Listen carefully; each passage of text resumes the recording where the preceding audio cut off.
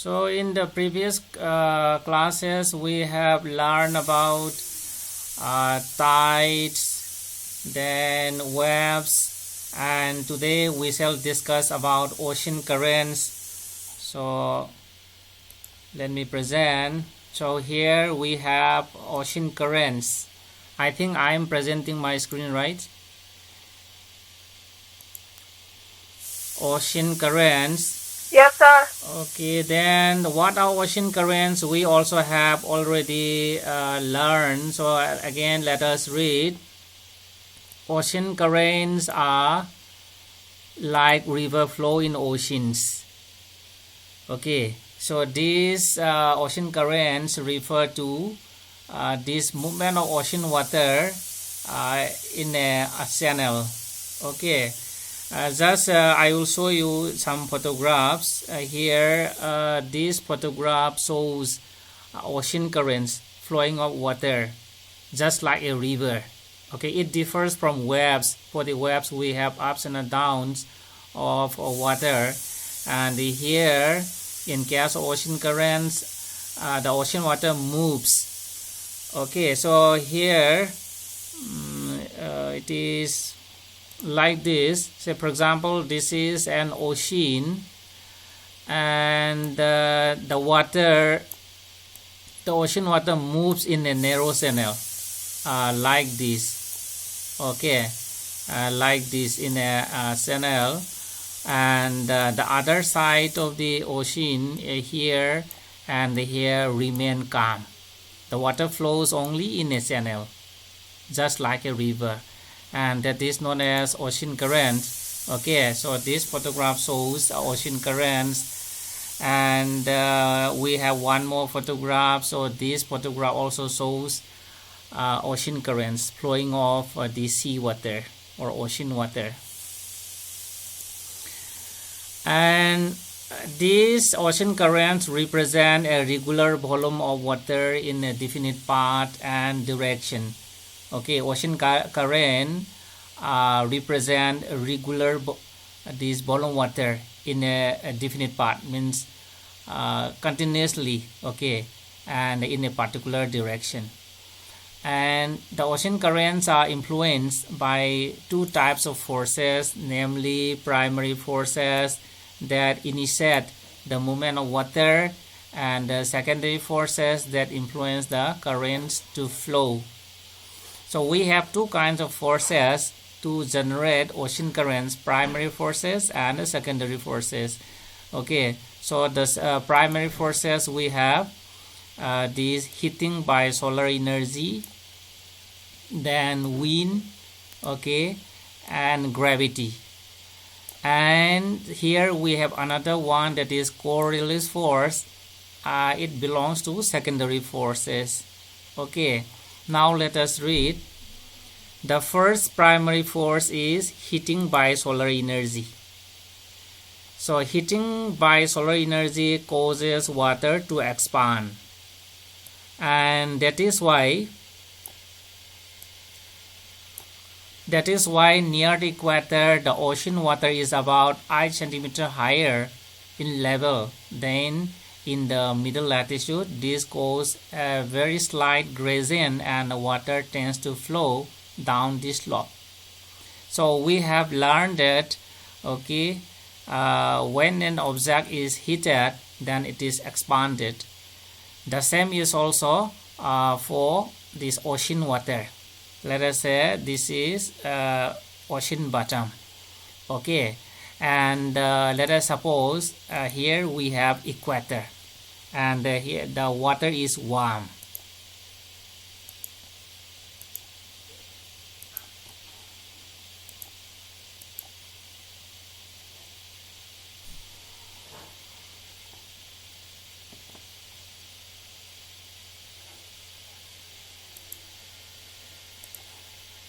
Okay, here we have warm water, and let us suppose here we have this cold water.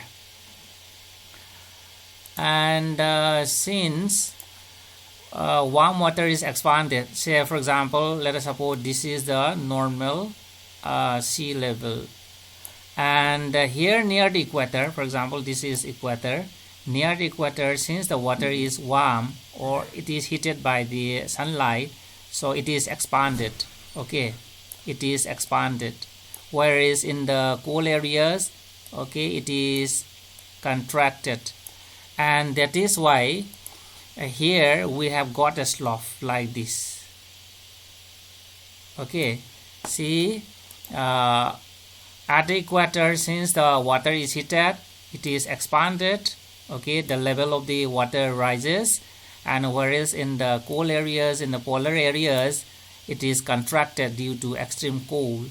So we have got a slope like this. And here, as mentioned in your book, the water level is about 8 centimeter, about 8 centimeter higher, okay, than the polar areas. And that is why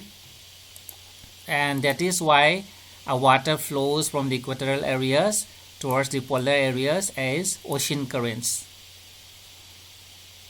Okay, see here, heating by solar energy causes water to expand, and that is why near the equator the ocean water is about 8 centimeters higher in level than in the middle latitude, that is in the colder areas.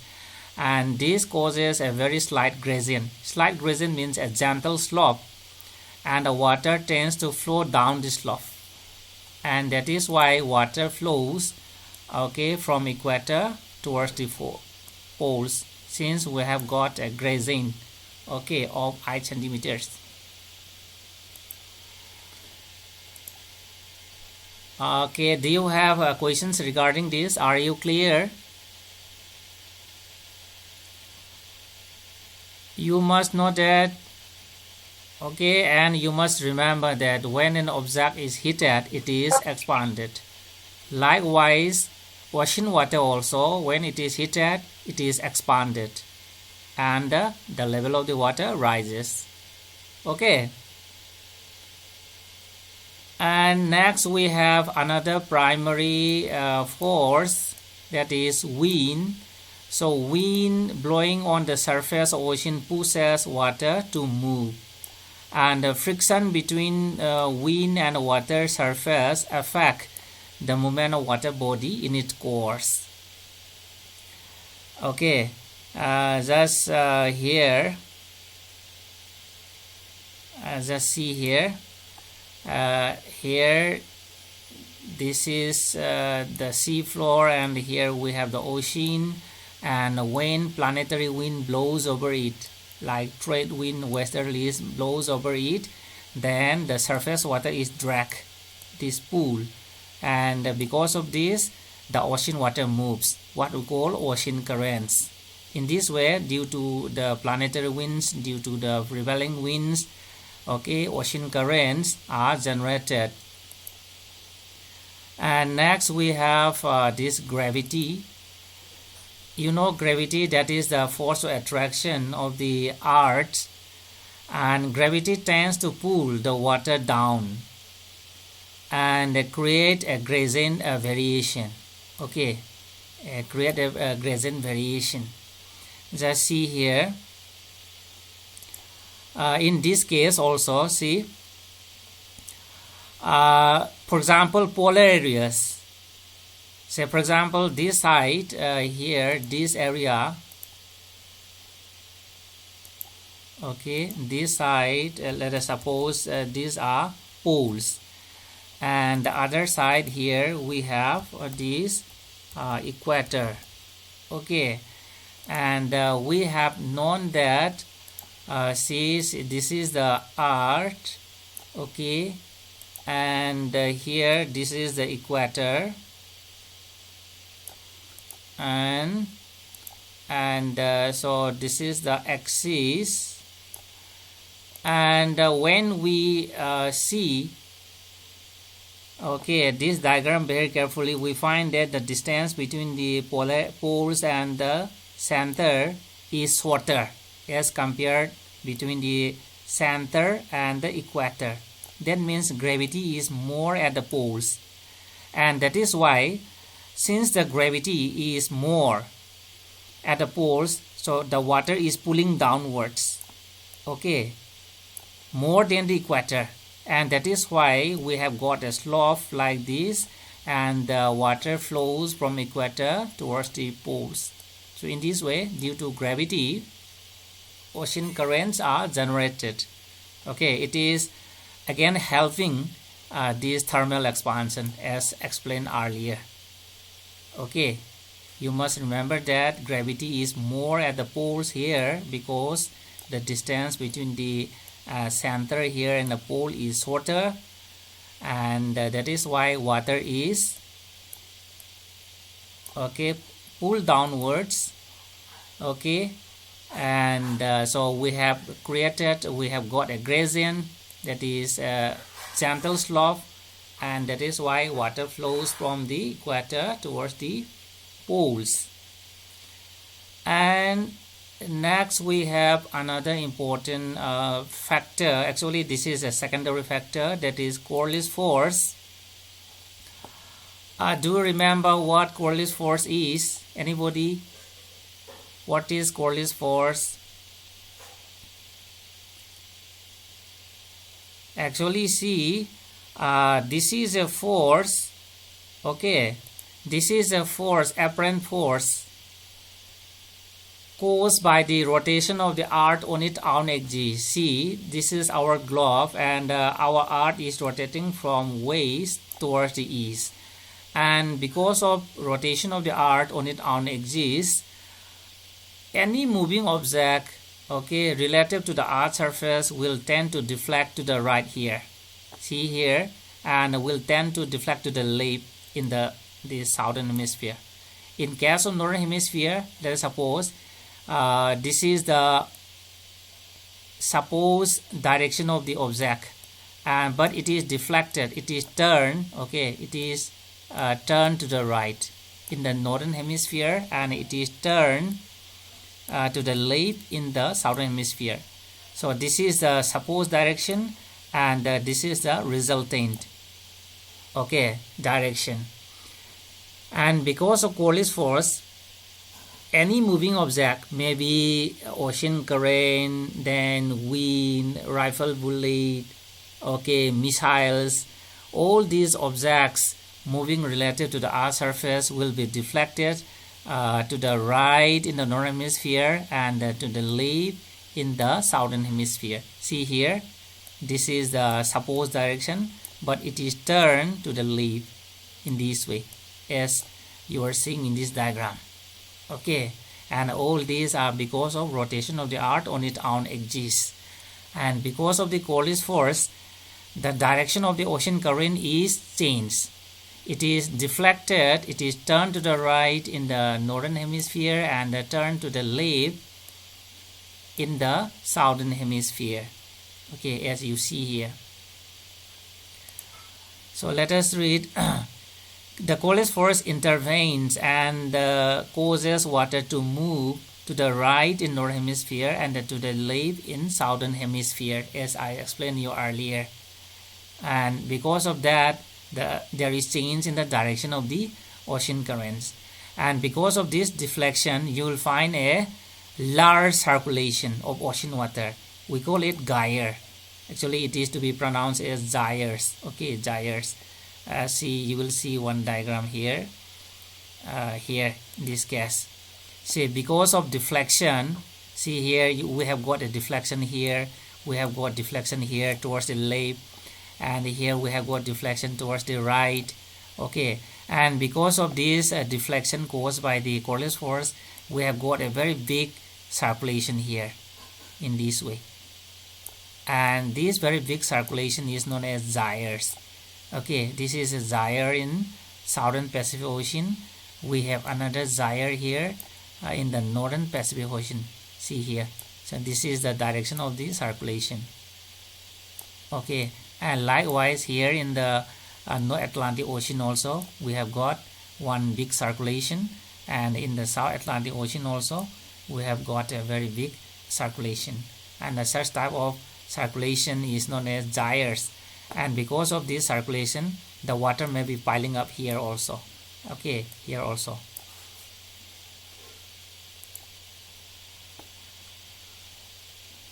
Are you clear? Any question from your side? Are you clear? Yes, sir. Okay, then let us proceed. Yes, sir. Then, yes. And see here in the box, one information is given. Generally, currents are referred to by their drift. Okay, and here you have known that speed of the currents, okay, is measured in knots. And the last time I told you that 1 knot is equal to 1.85 kilometers per hour.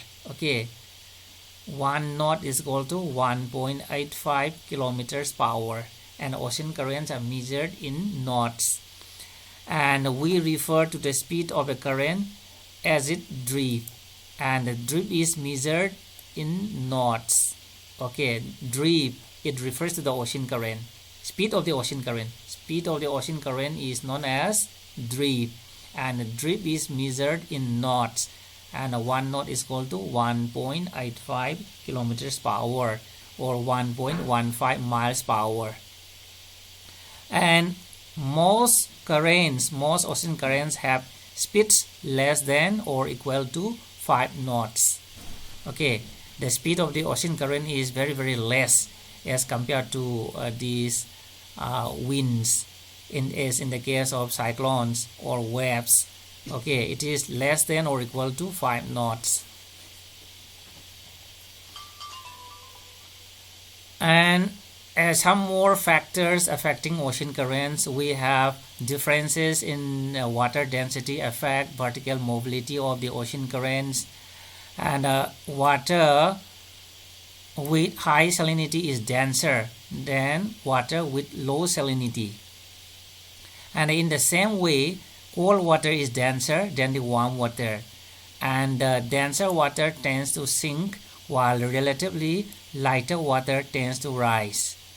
And cold water oceans occur when cold water at the poles sink slowly and moves towards the equator. Okay, and warm water currents travel out from the equator along the surface and flowing towards the poles to replace the sinking cold water. That means cold water, since it is heavy, it sinks down at the poles and it is flowing. Okay, just see here. Since cold water is heavy, it will be sinking downwards and it flows, okay, near the sea floor. And whereas warm water is lighter, it will be flowing, moving along the surface. Okay, and at the equator, cold water will rise upwards to replace the movement of the warm water, moving away of the warm water from the equator in this way. So here we have some more photographs here, not photograph, diagram. See here, in this case, cold water, for example, these are the icebergs in the polar areas, and since the water is cold, it is sinking downwards and it is moving, okay, near the sea floor as a current, whereas from the equator, okay, warm water is moving towards the polar areas. In this way, we have water circulation, vertical circulation. That is the point mentioned there. Okay, here we have some more photographs, diagram also. See here, in this case, since in the polar areas water is heavy and dense, okay, it will sink downwards and will move, okay, near the sea floor, and on the surface the warm water will move towards the these poles. Okay,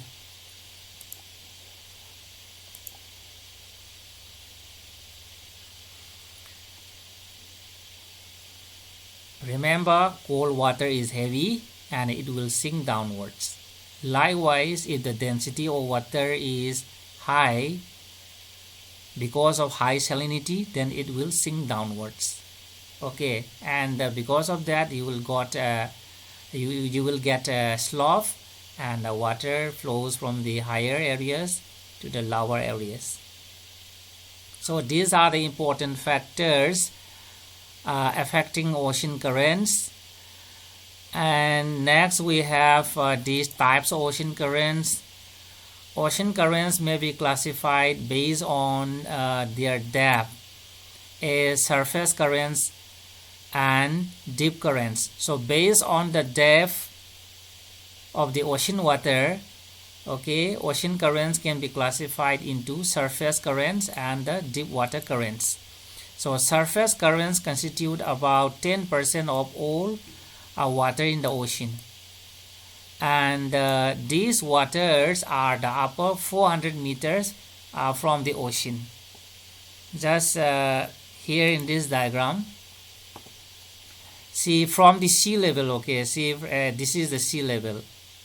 Sea level we generally refers to a zero, okay, a 0 meter, and from the sea level here up to 400 meters, I think it is mentioned there, okay, up to 400 meters. Let us suppose this is 400 meter from the surface, okay. See here, about 10% of the of all water in the ocean, and these waters are above 400 meters of the ocean. That means from the surface up to 400 meters, okay. And here this is known as surface ocean currents, and it constitutes only 10%, okay, 10%, only 10% of all water in the ocean. And we have another type of ocean current based on depth, that is deep water currents, make up the other 90% of ocean water, and these waters move around the ocean basins, okay, that is near the sea floor due to variations in the density and the gravity. And as we discussed earlier, deep water sinks into the deep ocean basins at high latitude, that means in the polar areas, where the temperatures are cold enough to cause density to increase. That we have explained earlier, okay. In the polar areas, water is cold, and that is why it is sinking downwards, and the sunk water is flowing, moving towards the polar areas near the sea floor, the sea here. The remaining here, from here up to the bed of the sea, so it constitutes 90% of the ocean water, 90% of the ocean water. And we have learned that in the polar areas water is cold, and that is why cold water is sinking downwards, okay, and it is moving towards the equator, okay, near the ocean floor. And this is what we call deep ocean currents. And the deep ocean currents are cool, and the surface ocean currents are warm, okay, mostly warm, but we have cold currents also there. And again, ocean currents can also be classified based on temperature as cold currents and warm currents. Cold currents bring cold water into warm areas, okay. Cold currents bring cold water into warm areas. That means from the polar areas to the equator, for example. And these currents are usually found in the west coast of the continents, okay, west coast of the continents, in the low and the middle latitudes, true in both hemispheres, and on the east coast in the higher latitude in the northern hemisphere. Just see here, we actually, let us see this one. Generally we find these cold currents, see here, see the color code. The blue one is cold currents, and we find cold currents on the west coast, okay, in the west coast here in the low and the middle latitudes. Okay, here also this is low latitude area, this is middle latitude area, and we find cold currents along the west coast in the low latitude, that is near the equator, and in the middle latitudes. This is an example. Likewise, here in the northern hemisphere also we find cold currents, okay, along the west coast of North America, and here in the other areas also, in the near the along the west coast of Africa we find cold current, okay, and in the northern hemisphere also, here in the northern part of Africa, along the coast of northern part of Africa also we find these cold currents, okay. And what is the other point? And on the east coast, on the higher latitude in the northern hemisphere, near the polar areas, you will find cold currents, okay, on the east coast. For example, here, this is this North America, okay, Canada area, and here this is the east coast, and here we find, okay, cold currents. We find cold currents in the east coast. This is just an example, okay. And here also Asia is here. This is Asia, and here this is the east coast, and we find here cold currents near the polar regions, okay, in the polar regions, in the, that means in the high latitudes we find cold currents. And we have warm currents, and warm currents bring warm water into cold water areas, that is it brings warm water from equator toward the polar areas, and are usually observed on the east coast of continents in low latitude and middle latitude, true in both hemispheres, okay.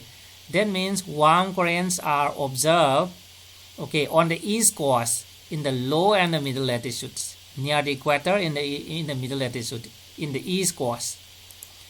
See here, east coast, just see here, this is the equator. I think you are seeing a line here, so this is equator, and here this area is known as low latitudes, okay, and here this is Asia, and here we find warm current. See, it is the purple color indicates, see here, this purple color indicates warm currents, and generally we find warm currents on the east coast of the continents, near the equator, and in the middle latitude here. Here also we have warm currents. And likewise Australia is here, and here also we find this warm current. And again, for example, here we have South America, and here also we find warm current on the east coast. This is near the equator in the low latitudes, and in the middle latitudes also we find warm currents in the east coast. And likewise Africa here, okay, east coast of Africa here, it is also occupied by warm current here in the low latitudes, and here also it is occupied by warm currents. Even in the middle latitudes also we find warm currents.